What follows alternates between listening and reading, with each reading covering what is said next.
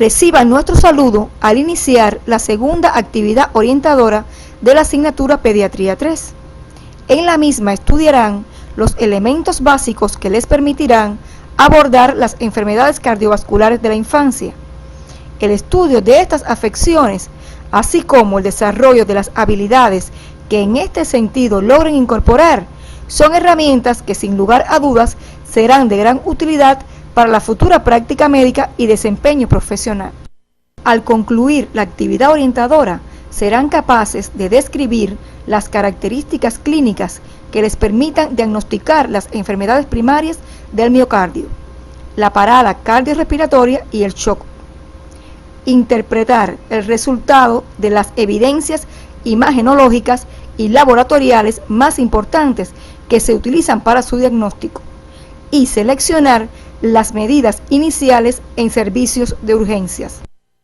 Antes de iniciar el estudio de los nuevos contenidos correspondientes a este tema, es importante que recuerden los aspectos morfofisiológicos y las enfermedades del aparato cardiovascular, abordados en Morfofisiología y Pediatría 2 respectivamente, los que te servirán para comprender las afecciones motivo de estudio.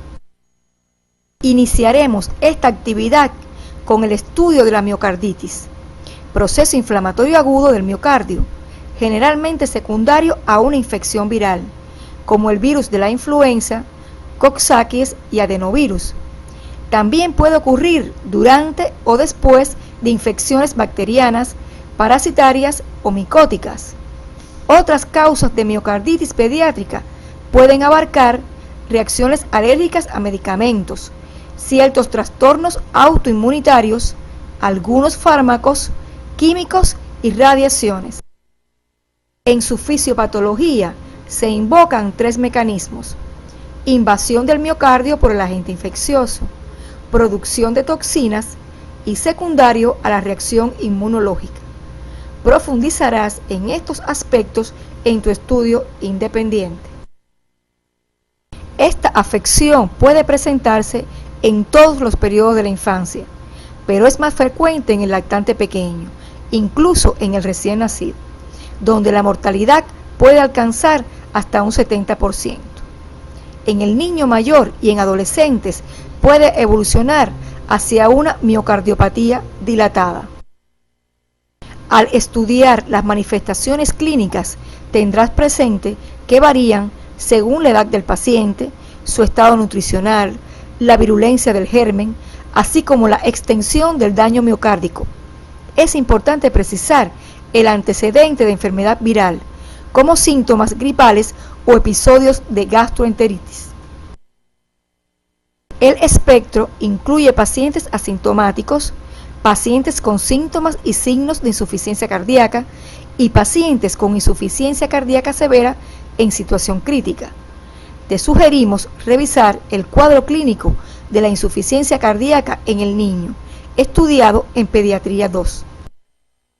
Dentro de los exámenes complementarios que se realizan para corroborar el diagnóstico, podrás encontrar signos inespecíficos de inflamación, como leucocitosis, aceleración de la eritrosedimentación y proteína C reactiva. Las enzimas cardíacas, como la fracción MB de la creatinfosfoquinasa, transaminasa, glutámico oxalacética y la deshidrogenasa láctica, tienen elevados sus niveles séricos. Actualmente se utilizan con éxito las determinaciones séricas de troponina T. El electrocardiograma es de gran ayuda diagnóstica. Casi siempre es anormal. La radiografía de tórax puede ser normal en muchos casos. Sin embargo, en los pacientes que desarrollan insuficiencia cardíaca, puede observarse cardiomegalia con diversos grados de congestión pulmonar.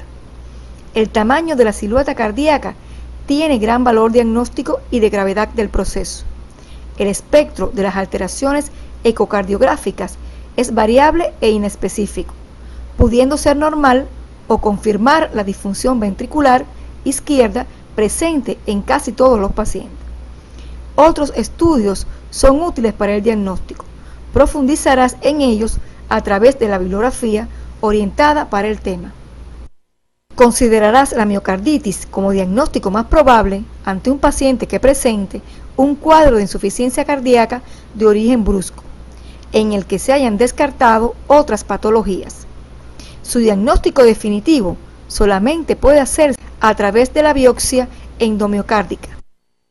En su manejo es importante tener presente el tratamiento efectivo de la causa en las miocarditis secundarias. Se emplearán antibióticos en las infecciones bacterianas y se controlará de la insuficiencia cardíaca. Continuaremos con el estudio de la fibrolastosis, miocardiopatía dilatada más frecuente de la infancia, causa de insuficiencia cardíaca y muerte en el primer año de vida. Se caracteriza por dilatación e hipertrofia del ventrículo izquierdo, producidas por la proliferación del tejido endocárdico fibroso y elástico, disminuyendo la distensibilidad del mismo y conduciendo a una marcada alteración de la función diastólica y finalmente de la función sistólica ventricular. Desde el punto de vista anatomopatológico, se trata de una elastosis subendomiocárdica que le confiere al endocardio un color blanco anacarado. Su etiología y la patogénesis se desconocen como fenómeno aislado. Se han implicado como posible causa la infección intrauterina por el virus de la parotiditis y anomalías congénitas, como la coartación de la aorta y estenosis valvulares. Al revisar las manifestaciones clínicas, debes tener presente que frecuentemente se corresponde con un niño con desarrollo insuficiente y signos de insuficiencia ventricular izquierda progresiva. Dentro de los exámenes complementarios que se realizan para corroborar el diagnóstico, puntualizarás en los hallazgos radiológicos. El ecocardiograma permite reconocer el endocardio engrosado e hiperrefringente, característico de esta enfermedad. El diagnóstico de certeza solo puede realizarse mediante biopsia endocárdica. En el diagnóstico diferencial deben excluirse miocarditis activa, glucogenosis y malformaciones cardiovasculares, tales como origen anómalo de la arteria coronaria izquierda en la arteria pulmonar. El tratamiento de esta enfermedad es el mismo sugerido para las miocarditis. Es importante también el estudio de la parada cardiorrespiratoria en el niño, considerada la emergencia vital por excelencia. Se define como la interrupción brusca, inesperada y potencialmente reversible de la respiración y circulación espontáneas. Una vez que tiene lugar, lleva a la muerte o a graves secuelas, salvo que se inicien rápidamente maniobras adecuadas de reanimación cardiopulmonar. Esta situación implica los siguientes puntos: brusca aparición, fallo de bomba e hipoperfusión cerebral. Las causas que con mayor frecuencia provocan parada cardiorrespiratoria en el niño son las que inicialmente producen fallo respiratorio, por obstrucciones agudas de la vía aérea, neumonías graves y accidentes, como la aspiración de cuerpo extraño, inhalación de humo, ahogamiento, traumatismo torácico, etc. O depresión respiratoria por intoxicaciones, convulsiones prolongadas e incrementos de la presión intracraneal por diversas causas como traumatismos cráneoencefálicos y meningitis, entre otras. En segundo lugar, es debida a fallo circulatorio, siendo las causas más habituales la sepsis, pérdidas de fluidos por quemaduras, deshidratación grave o hemorragia. A diferencia del adulto, la de origen primariamente cardíaco es poco frecuente, observándose esta casi exclusivamente en niños con cardiopatía congénita y en el postoperatorio cardiovascular.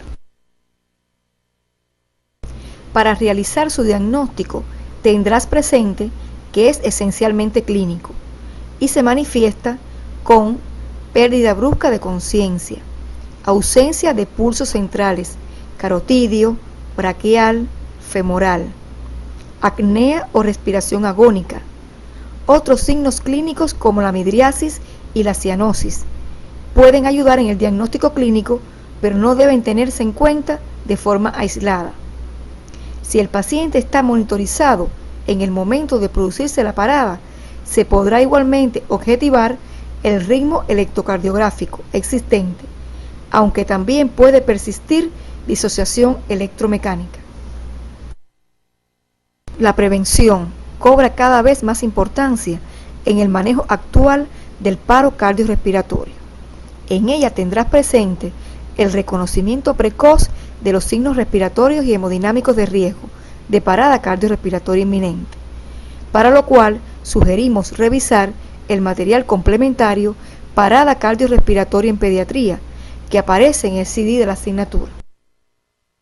Al evaluar el pronóstico se tendrá en cuenta el estado clínico previo, la causa y el mecanismo desencadenante, el tiempo transcurrido hasta el momento de iniciar las maniobras de reanimación. Si las primeras medidas básicas se inician dentro de los 4 primeros minutos y las medidas de reanimación cardiopulmonar avanzada dentro de los 8 primeros minutos, se mejoran las tasas de supervivencia, el tiempo y la calidad en las maniobras de reanimación y los cuidados intensivos post-reanimación.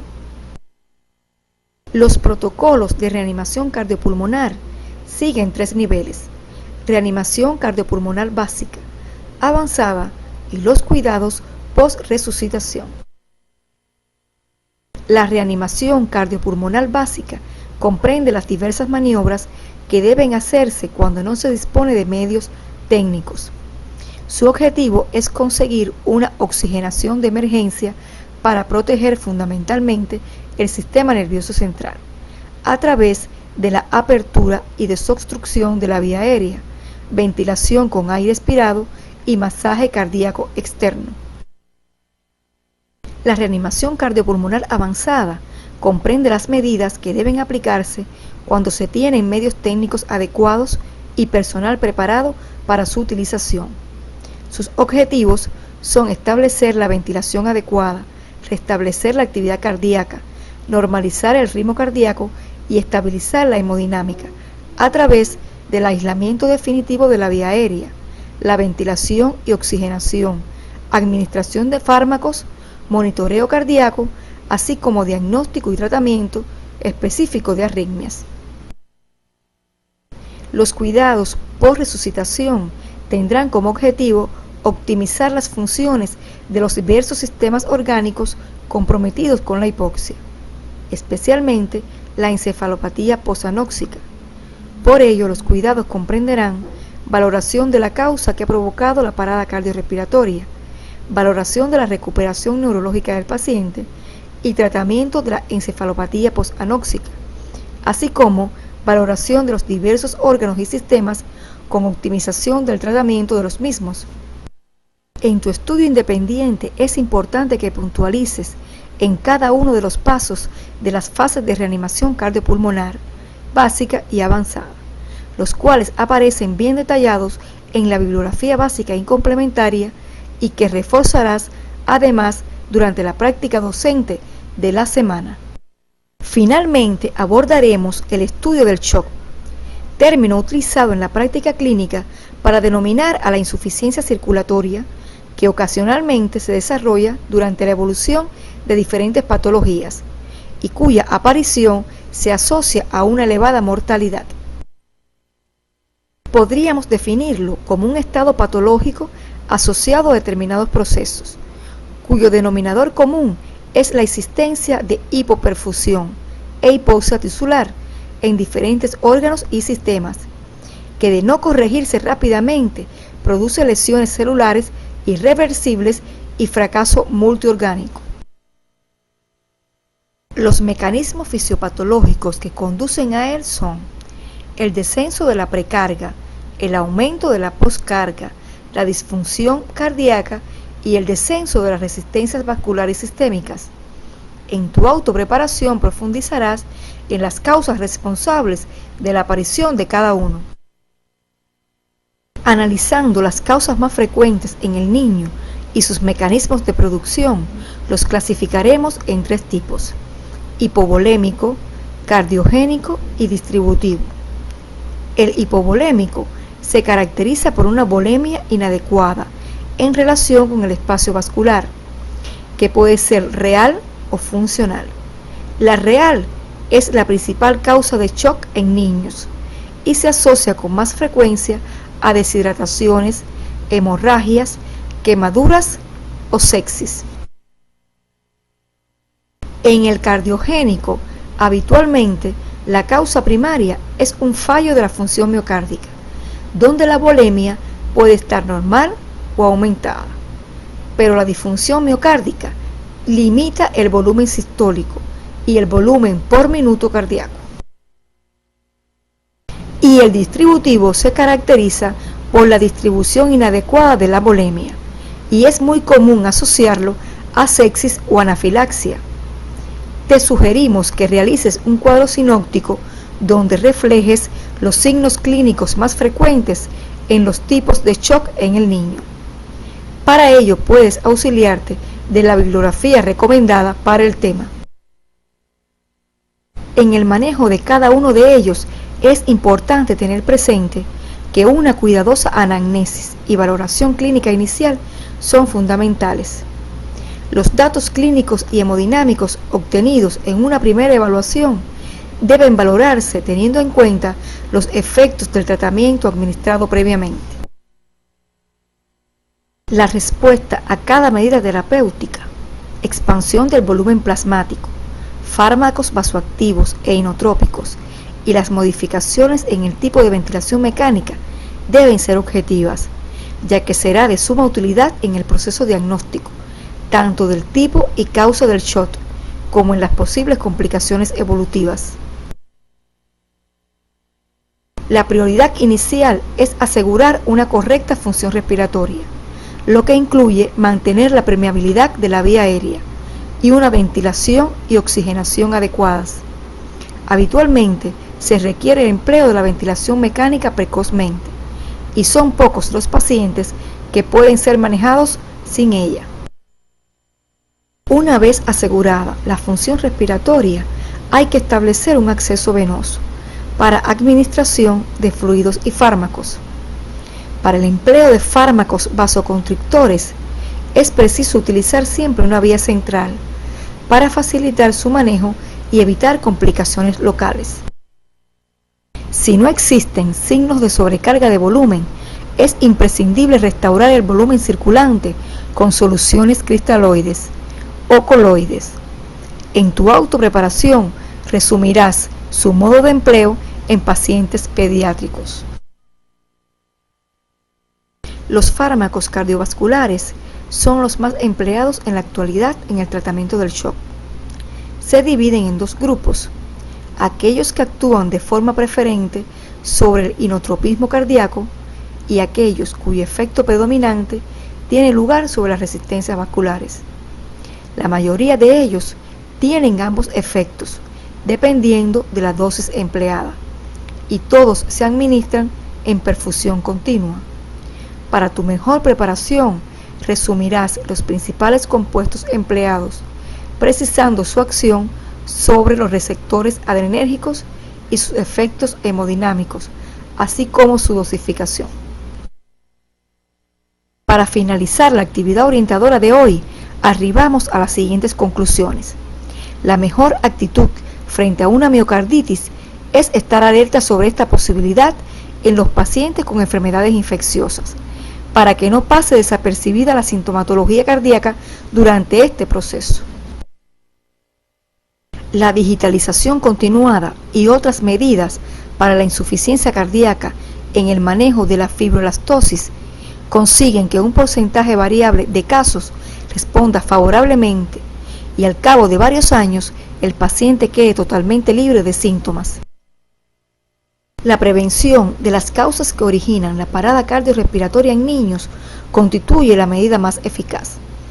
Una vez que esta tiene lugar, lleva a la muerte o a graves secuelas, salvo que se inicien rápidamente maniobras adecuadas de reanimación cardiopulmonar.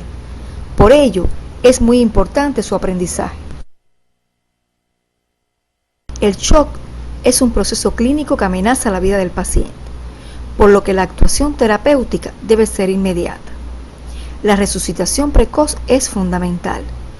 El retraso en su corrección disminuye las posibilidades de recuperación y favorece la aparición de fallo multiorgánico. Hasta aquí hemos abordado los elementos básicos que les permitirán encaminar el estudio de las enfermedades cardiovasculares. En la próxima actividad orientadora abordaremos afecciones del aparato renal, específicamente los contenidos correspondientes a la insuficiencia renal aguda y crónica. Por la repercusión que pueden tener estas sobre la vida futura del paciente, resulta de gran importancia su conocimiento en tu formación como médico integral comunitario.